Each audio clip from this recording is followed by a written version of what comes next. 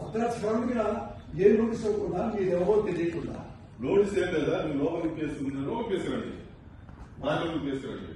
మీరు ఎవరు రాజమండ్రి కేసురండి కదండి. నోటీసు పంపిస్తే నేను హాస్పిటల్కి వెళ్ళి ట్రీట్మెంట్ చేసుకొని వస్తా అంతే సార్ మేము అరెస్ట్ చేస్తాం సార్ మీరు కోఆపరేట్ చేయండి లేదంటే మీరు కంప్లైంట్ చేయాల్సి వస్తుంది అంతే మా డ్యూటీకి